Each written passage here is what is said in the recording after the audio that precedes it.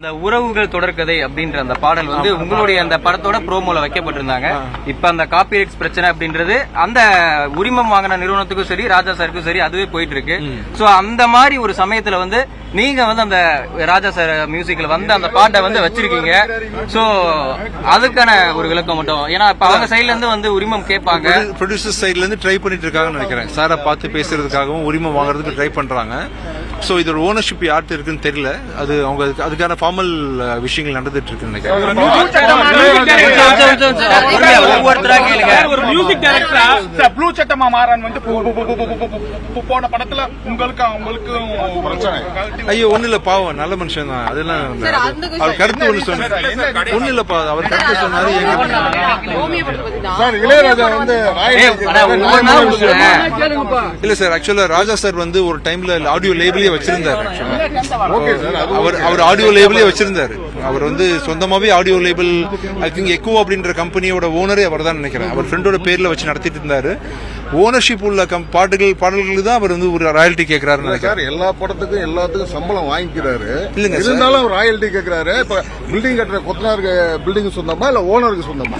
சம்பளம் வாங்கின படத்துக்கு கேட்கணும்னு எல்லா படத்துக்கும் சம்பளம் வாங்கல. ஆக்சுவலா அவர் படத்துக்கு சம்பளம் வாங்கல. அவர் இல்ல, சம்பளம் வாங்காத படத்துக்கு அவர் கேட்கலாம். பிளஸ் அவர் ஆடியோ கம்பெனியை வச்சிருந்தாரு. அவர் எக்கவுண்டர் ஆடியோ கம்பெனியோட ஓனர் வந்து அவர் தான்.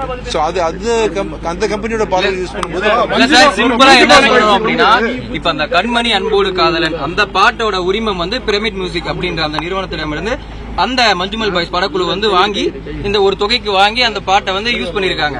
பட் ஆனா வந்து ராஜா சார் வந்து இல்ல அந்த பாட்டோட உரிமம் என்கிட்ட தான் இருக்கு, கேட்கணும் அப்படின்ற மாதிரி அவரு வந்து 1 கோடி ரூபாய் கேட்டு வந்து நோட்டீஸ் அனுப்பியிருக்காரு. நீங்க ஒரு இசையமைப்பாளரா சொல்லுங்க சார், அந்த சாங் உங்க சாங் கம்போஸ் பண்ணீங்கன்னா அந்த சாங் வந்து உங்களோட உரிமமா இல்ல வந்து அது வந்து நீங்க ஒரு ப்ரொடியூசர் இது பண்ணி ராஜா சாரோட ஓனர்ஷிப்ல இருந்த கம்பெனி இருக்கு இல்லையா, அது பேர்ல இருந்தா அது வந்து அவரோட உரிமம் சொல்லலாம். மத்த விஷயத்துக்கு வந்து மரியாதை நிமித்தமா கேட்டு இருந்திருக்கலாம், சாரோட பெர்மிஷன் கேட்டு இருந்திருக்கலாம். ஆக்சுவலா படம் வெற்றி பெற்றதுக்கு அப்புறம் கமல் சாரை பார்த்தாங்க இல்லைங்களா, எல்லாரும் பாக்குற மாதிரி ராஜா சாரை பார்த்திருந்தா ராஜா சாரும் மேபி அதை வந்து ஈஸியா எடுத்துருக்கலாம். இப்ப என்ன நடந்துச்சுன்னு தெரியல.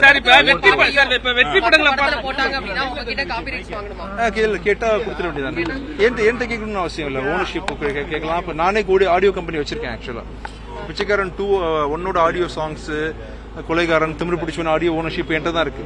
அது மாதிரி ராஜா சார் வந்து தயாரிப்பாளருக்கு வந்து உரிமை இல்லையா? நான் தான் தயாரிப்பாளர்.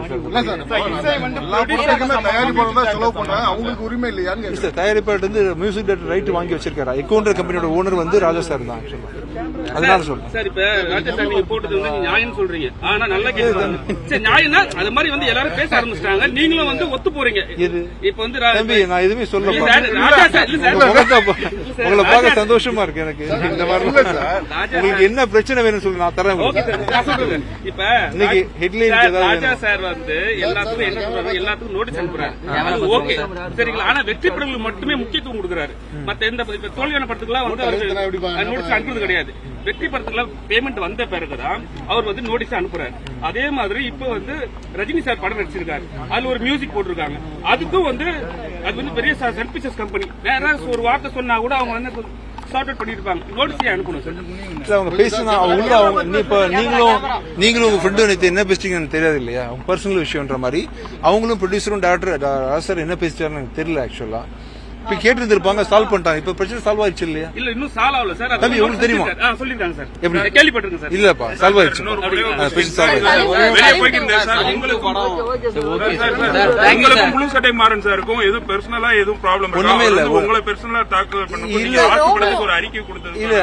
பாவம் அவர் வேலையை அவர் செய்யறாரு, என் வேலையை நான் செய்யறேன். ரோமியாவை இன்னொரு அன்பே சிவம் ஆக்கிடாதீங்கன்னு நீங்க அறிக்கலாம். அதையுமே தொடர்ந்து ட்ரால் பண்ணிட்டு இருந்தாரு. அன்பே சிவம் மாதிரி ஒரு திரைப்படம் தான் ரோமியோ திரைப்படம். அவரோட வேலை தானப்பா. ஆக்சுவலா அவர் நல்ல விதமா பேச நீங்க அவர் டியூட்டி பாப்பீங்களா இல்லையா? அவர் இந்த மாதிரி பேசும்போது தானே உங்களுக்கு யூஸ் அதிகமாகுது உங்களுக்கு.